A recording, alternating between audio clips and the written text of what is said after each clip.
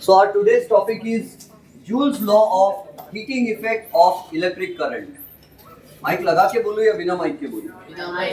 बिना माइक के बोलूं, ठीक है, फिर आप लोग साइलेंट रहोगे। तो see Joule's law of heating effect of electric current हम डिराइव करेंगे आज। Don't drink and derive. हम क्या पढ़ने जा रहे हैं? Joule's law of heating effect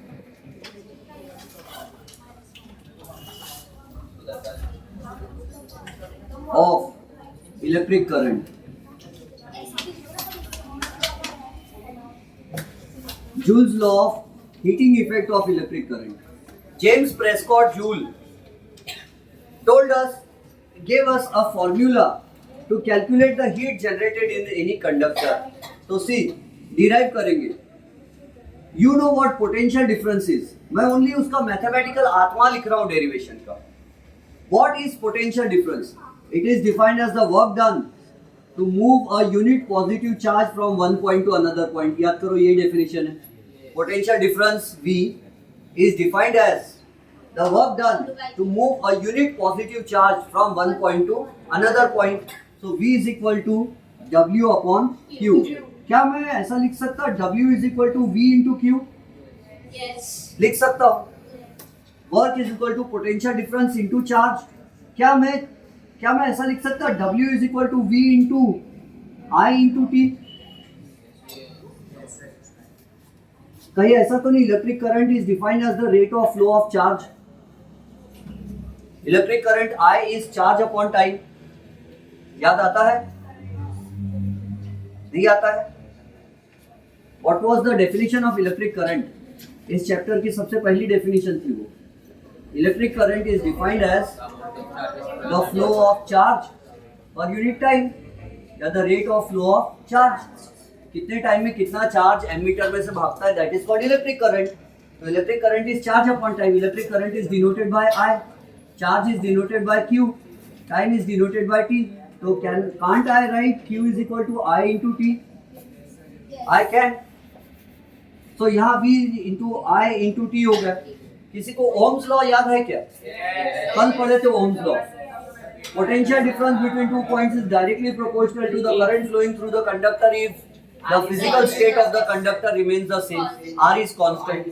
तो V is equal to क्या होगा? Constant into I. V is equal to R into I. तो क्या मैं इस V की जगह लिख सकता? W is equal to V की जगह मैं लिख सकता R into I. R into I into another I into T. तो क्या मैं ऐसा बोल सकता? Work is equal to I into I square R T. लिख दो आई स्क्वायर आर टी. तो वर्क इज इक्वल टू क्या होगा? I square R T. और वर्क का ऐसा यूनिट क्या है? जूल. और हीट एनर्जी का ऐसा यूनिट क्या है? जूल. तो वर्क की जगह हम हीट एनर्जी भी लिख सकते हैं. तो हम लिखेंगे H is equal to I square R T heat. और ऐसा यूनिट क्या है हीट का? जूल. और जूल में आंसर लाना है तो H is equal to I square R T. और यही है Joule's law of heating effect of electric current. Joule क्या कहता है? Heat produced in the resistor is directly proportional to square of the current if R and T are constant. अगर R और T constant है तो जितना current बढ़ाओगे wire में से उतना हीट बढ़ेगा. दूसरा, heat is directly proportional to R if I and T are constant.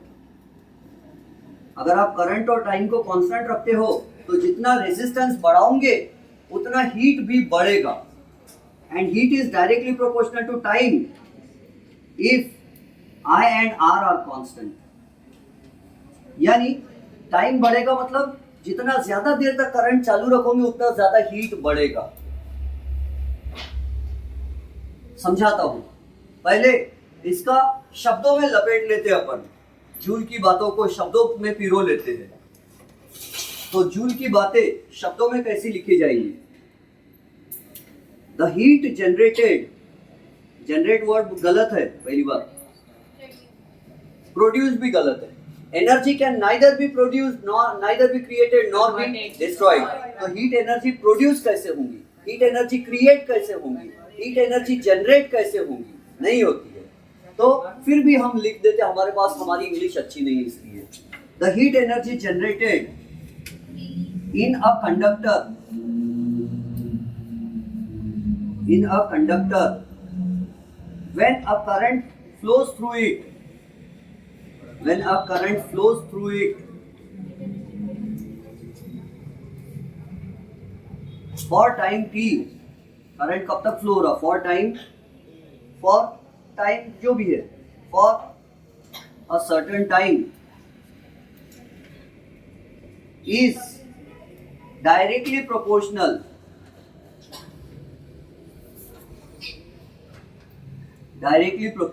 Meaning समझो, the heat generated in a conductor when a current flows through it for time certain time is directly proportional to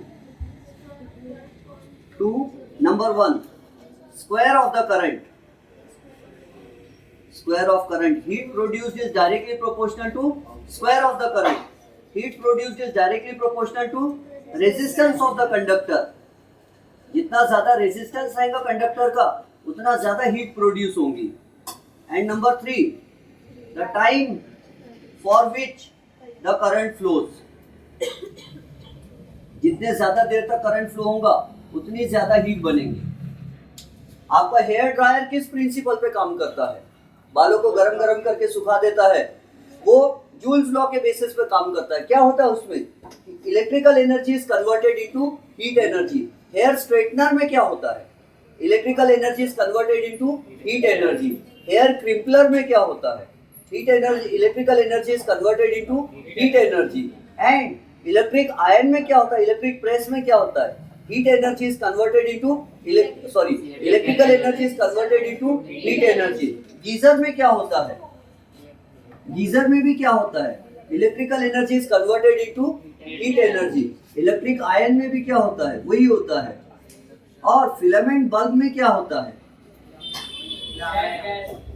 filament bulb में भी वही होता है कि electrical energy is converted into heat energy. और क्यों reason पूछा जाता है कि the melting point of the filament of the bulb must be very high. Why?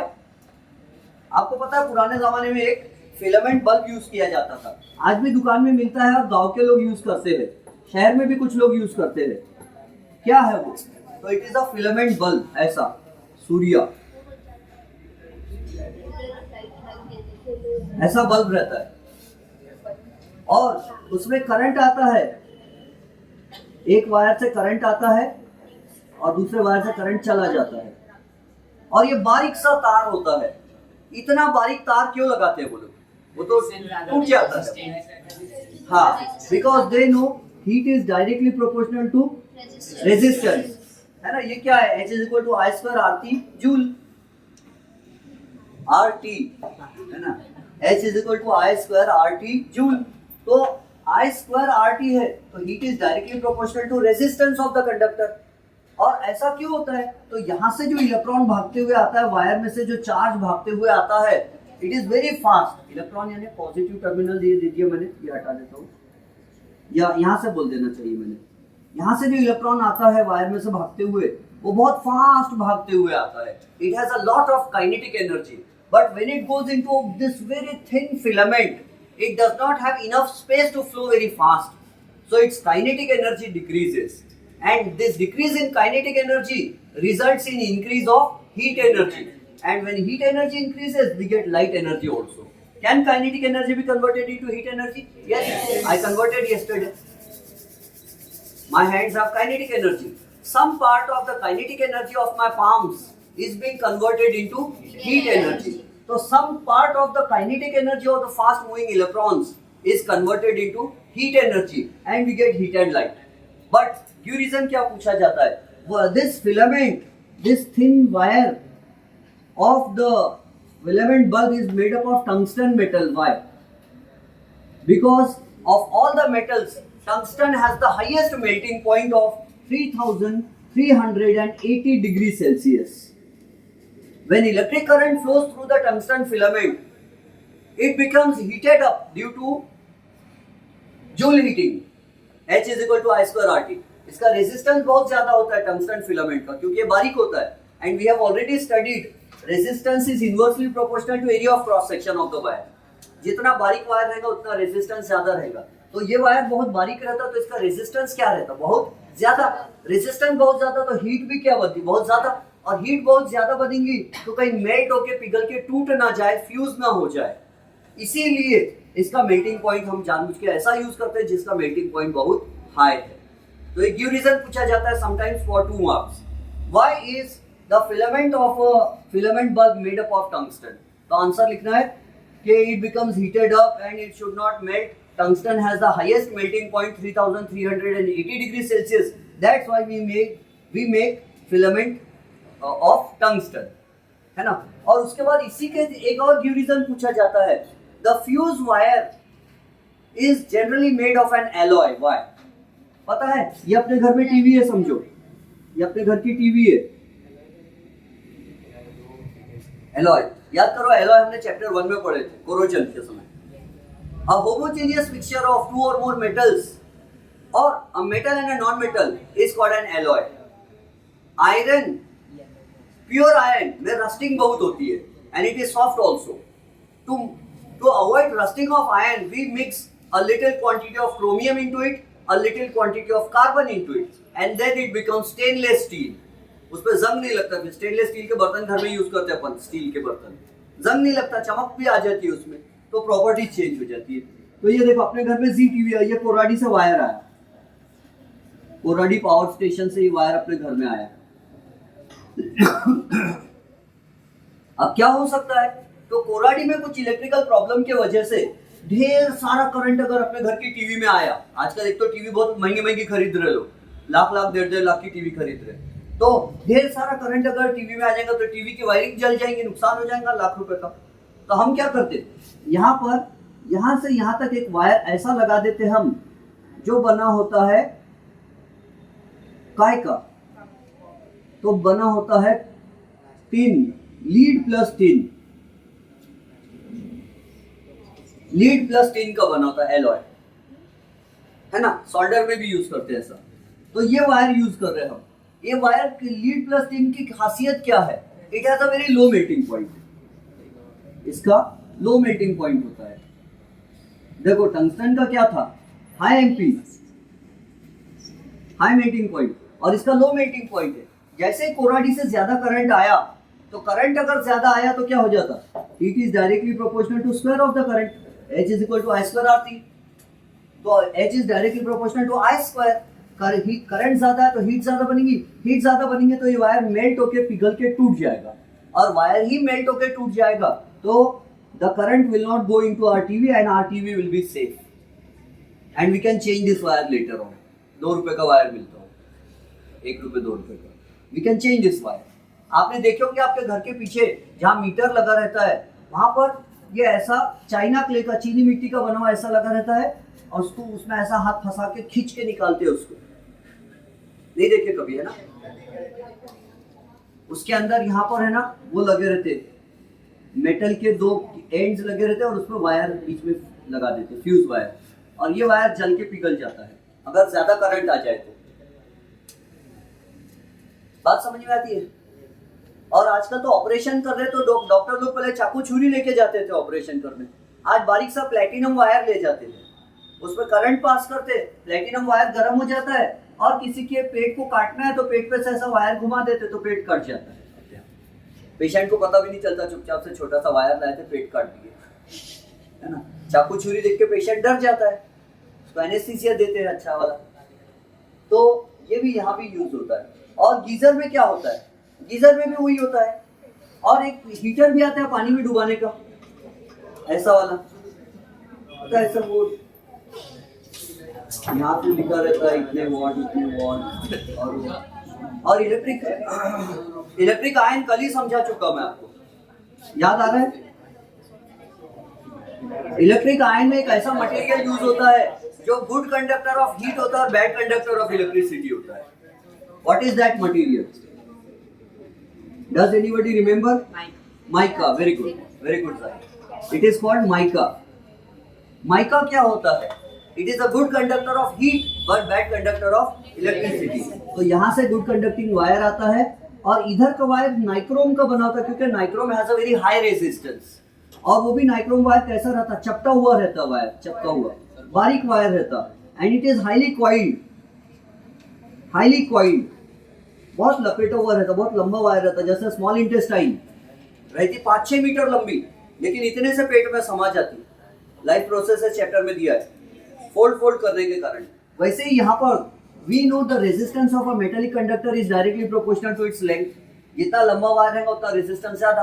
अब लंबा वायर रखने के लिए इतनी बड़ी प्रेस बनाना पड़ेगा, तो छोटी सी प्रेस में वायर को लपेट कर रख देते, तो लेंथ ज्यादा है। Resistance is inversely proportional to area of cross section, यानी जितना बारीक एरिया रहेगा, एरिया ऑफ क्रॉस सेक्शन समझते हैं ना, कौन से वायर का एरिया ऑफ क्रॉस सेक्शन ज्यादा है, फर्स्ट का या सेकंड का? सेकंड का एरिया ऑफ क्रॉस सेक्शन कम है, फर्स्ट का एरिया ऑफ क्रॉस सेक्शन ज्यादा है। तो थिकनेस, जितना बारीक थिकनेस रहेगा, एरिया ऑफ क्रॉस सेक्शन कम रहेगा, तो रेजिस्टेंस ज्यादा। तो इसलिए जानबूझ के यहाँ बारीक वायर यूज करते हैं और लंबा वायर यूज करते हैं, बारीक और लंबा वायर। और उससे क्या होता, उससे कॉइल गर्म आ जाता, हीट, वो नाइक्रोम का बना रहता, नाइक्रोम का रेजिस्टेंस है ऑलरेडी ज्यादा रहता, एरिया बारीक होने से और रेजिस्टेंस बढ़ जाता, लेंथ लंबी होने से और रेजिस्टेंस बढ़ जाता, और इतना ज्यादा रेजिस्टेंस होने के कारण इसमें हीट बहुत सारी बनती, तो इलेक्ट्रिक प्लेट, लोहे की प्लेट नीचे की गर्म हो जाती, और लोहे की प्लेट में अगर डायरेक्ट ये वायर टच हो जाएगा तो पूरी प्लेट में करंट आ जाएगा, और लोहे की प्लेट से प्रेस करते करते हमको टच होगा तो करंट करके मर जाएंगे। ऐसा नहीं होना चाहिए, इसलिए इसको माइका की 2 शीट्स के बीच में सैंडविच करके रखते हैं। This electrical coil is sandwiched between the 2 sheets of mica, because mica is a good conductor of heat. It allows the heat to pass through the iron plate, but it does not pass electric current. It does not allow the electric current to pass through it. So ये good conductor, mica is a good conductor of heat but bad conductor of electricity. But this mica is not sun mica. ये वाला mica नहीं है। दुकान में जाकर देख लेना माइका क्या होता है। Mica is a very brittle substance, brittle होता है, कुरकुरा होता है, किटकैट की तरह टूट जाता है, और टूट के चमकी उड़ती है उसकी।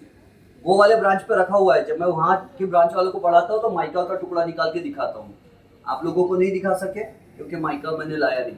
और अपनी एनसीईआरटी की बुक, प्यारी प्यारी बुक, क्वेश्चन पूछती है कि ये वाला वायर क्यों नहीं गर्म आता है, बोलते कनेक्टिंग वायर, अंदर का कॉइल गर्म आता है, ये कनेक्टिंग वायर गर्म क्यों नहीं हो जाता, बोलते because this wire is made up of low resistance material copper, and second इसका area of cross section diameter ज्यादा होता है, इसलिए ये वायर गर्म नहीं होता। ये वायर का एरिया ऑफ क्रॉस सेक्शन भी कम होता है, लेंथ भी ज्यादा होती है, और नाइक्रोम का भी बना होता है, इसलिए ये वायर गर्म हो जाता है। आई होप कि आपको कुछ कहानी समझ में आई। तो joules law of heating effect of electric current ये है। अब एक बात याद रखना कि ये आंसर में मैंने क्या लिखा मालूम है, यहाँ जूल, H = I² RT, क्या लिखा मैंने, जूल। लेकिन अगर आपको एग्जाम में क्वेश्चन आता है कि आंसर कैलोरीज में लाओ, तो आपको लिखना पड़ेगा डिवाइडेड बाय 4.18 कैलोरीज। आंसर अगर कैलोरी में लाना ही बोले टेक्स्ट बुक वालों ने या स्कूल वालों ने या बोर्ड वालों ने, तो हमको क्या करना है, कैलोरीज में आंसर लाने के लिए 4.18 से डिवाइड करेंगे। क्यों? क्योंकि आपको पता है 1 किलोग्राम यानी कितना ग्राम होता है, 1 किलोग्राम यानी 1000 ग्राम, 1 किलोमीटर यानी कितना मीटर, 1000 मीटर, 1 मीटर यानी कितना सेंटीमीटर, 100 सेंटीमीटर। उसी तरह 1 कैलोरी इज 4.186 जूल। हीट को काय में गिनते थे पुराने जमाने में, कैलोरी में। आज भी बहुत से लोग हीट को कैलोरी में गिनते हैं, पूछो कैसे। तो चॉकलेट्स के ऊपर लिख के आता है कितने कैलोरीज मिलेंगी, बहुत सारी खाने पीने की चीजों पे आता है।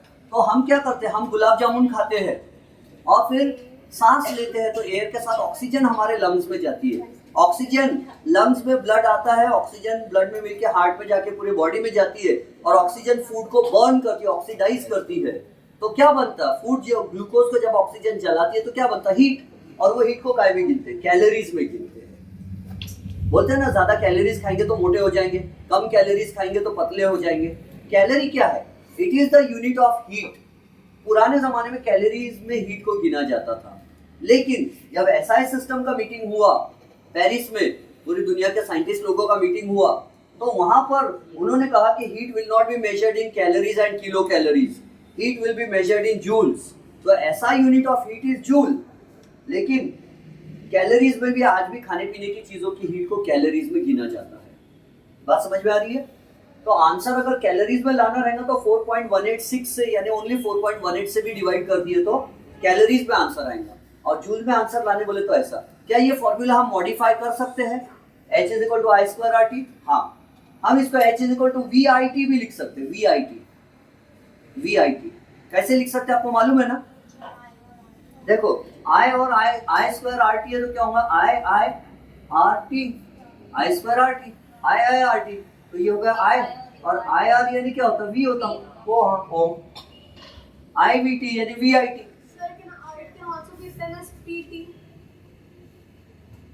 हाँ, लेकिन अभी वो मैं समझाना बाकी हूँ, समझा दूं क्या? वो भी 10 मिनट्स आर लेफ्ट, वो भी समझा देता हूँ। इलेक्ट्रिकल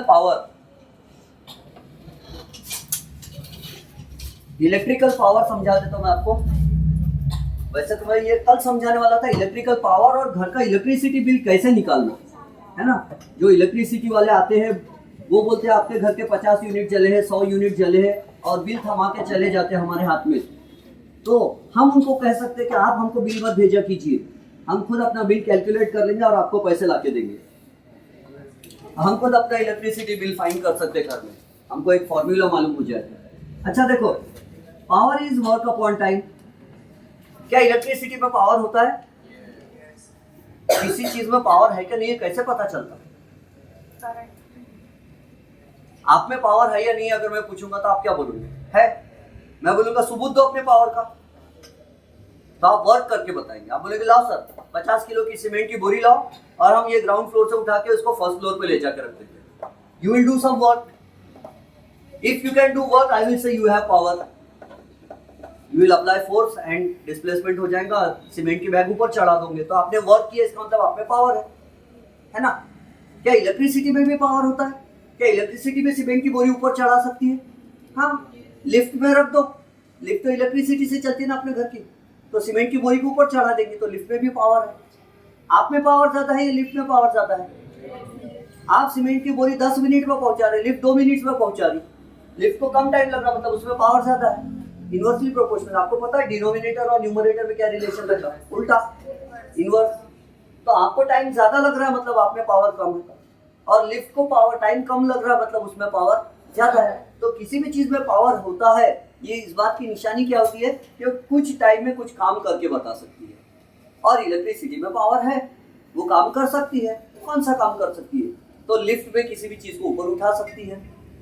2 घंटे तक अगर आपके पापा को बोला जाए कि पापा हम ट्यूशन में 2 घंटे बैठते हैं, हमको गर्मी होती, पापा आके ना मेरे सामने खड़े हो जाया करो और मेरे को ऐसा फैन से हवा कर दो 2 घंटे। पापा बोलेंगे बेटा मैं थक जाऊंगा, मैं इतनी हवा नहीं कर सकता। लेकिन ये फैन को देखो, वो एसी को देखो, बोले कभी उन्होंने आपको कि हम थक गए? नहीं, क्योंकि उनमें बहुत पावर है, वो थकते नहीं, उनमें बहुत पावर है। इलेक्ट्रिसिटी उनको पावर दे रही है, इसीलिए हम उसको पावर हाउस बोलते हैं, कोराडी को। तो इलेक्ट्रिसिटी में पावर होता है। आपके मम्मी इतने बर्तन नहीं मान सकते जितने डिश वॉशर मान सकता है। आपके मम्मी इतने जल्दी जल्दी कपड़े नहीं धो सकते जितना वॉशिंग मशीन कपड़े धो सकती है। तो इलेक्ट्रिसिटी में पावर है। अब देखो पावर इज इक्वल टू क्या होता है? Work upon time. तो वर्क इज इक्वल टू क्या हो जाएगा? PT Usha. Work is equal to PT Usha. Work is equal to PT Usha. ध्यान से समझो, या मैं काम करता हूं, power is equal to work upon time. थोड़ी देर पहले अपन ने वर्क की जगह क्या लाए थे? आई स्क्वायर आर टी, याद करो, लाए थे। वर्क की जगह हीट रख दिए थे, मेरी कोई गलती नहीं है। वर्क की जगह नहीं रख सकती है, बताओ कहां से आया था? Potential difference is work upon charge, therefore work is equal to V Q. V की जगह आया ओम्स लॉ, क्यू की जगह I T current, I square R T work. चिट्ठी ले जाना एग्जाम में तो ऐसे बनाना, चिट्ठी के लिए, समझ गए? तो वर्क की जगह क्या लिखते हैं? आई स्क्वायर आर टी और upon T, T T cancel हो गया तो पावर इज इक्वल टू क्या बचा? I square R. Power is equal to I into I R लिख सकता हूं मैं। और ओम ने क्या कहा? V is directly proportional to voltage बढ़ाओ तो करंट बढ़ता, बोले but resistance must remain constant, ऐसा बोला। तो आर आई की जगह मैं क्या लिख सकता हूँ? वी। तो P is equal to I into V. Power is equal to current into voltage. VIP का फॉर्मूला, वेरी इंपॉर्टेंट पर्सन। तो power is equal to current into voltage. ये फॉर्मूला के बेसिस पर हम न्यूमेरिकल क्वेश्चन सॉल्व करेंगे। क्या मैं यहाँ रेजिस्टेंस को भी ला सकता हूँ इस फॉर्मूला से और खेल सकता हूँ मैं? हाँ, इस फॉर्मूला से मैं और खेल सकता हूँ, मुझे मजा आ रहा है। आप लोग को परेशानी हो रही मालूम है मुझे, है ना? चिंता तो विषय। देखो पावर इज इक्वल टू, ये क्या आया? I इंटू वी आया, बोलो यस नो। ठीक है, ओम ने क्या बोला? V is equal to I R बोला। I की जगह में क्या रख सकता? V अपॉन आर रख सकता क्या? यस रख सकता, into V. Power is equal to V square upon R, ये भी एक फॉर्मूला है। और इस फॉर्मूला के बेसिस पर एनसीईआरटी क्वेश्चन पूछती है कि आपके घर में पावर का ऐसा यूनिट क्या है? 9 पास है सब। व्हाट इज द ऐसा यूनिट ऑफ पावर? वॉट है ना, पावर का ऐसा यूनिट वॉट है। तो एक बल्ब है 60 वॉट का, एक बल्ब है 100 वॉट का, एक बल्ब है 60 वॉट का, एक बल्ब है 100 वॉट का। कौन से बल्ब का रेजिस्टेंस ज्यादा होगा? 60 वॉट का रेजिस्टेंस ज्यादा होगा या 100 वॉट का? किसका ज्यादा होगा? 60 वॉट का या 100 वॉट का? 100 वॉट, 60 का। हाँ, तो इफ वोल्टेज इज कांस्टेंट, आपके घर में कितना वोल्टेज आता है? 220 से 250 वोल्ट। मेरे घर में भी उतना जाता है। वोल्टेज इज कांस्टेंट लगभग समझो। तो power and resistance R inversely proportional. जिसका पावर ज्यादा है उसका रेजिस्टेंस कम रहता है, और जिसका पावर कम है उसका रेजिस्टेंस ज्यादा है। तो 60 वॉट वाले का रेजिस्टेंस ज्यादा रहेगा। 60 वॉट का बल्ब लाएंगे दुकान से खरीद के तो ज्यादा रेजिस्टेंस रहेगा उसका, और 100 वॉट वाला लाएंगे तो कम रेजिस्टेंस रहेगा। ये रिलेशन है। क्या इस रिलेशन के बेसिस पर टेक्स्ट बुक के पीछे एक्सरसाइज में क्वेश्चन पूछा है? हाँ, एक्सरसाइज में क्वेश्चन पूछा है। ऐसी बात है, आपको लगती है मजाक? और इलेक्ट्रिसिटी का, घर का इलेक्ट्रिसिटी बिल फाइंड करना हम कल सीखेंगे, है ना? और उसके ढेर सारे क्वेश्चन आपसे सॉल्व करवाऊंगा। अभी छुट्टी होगी।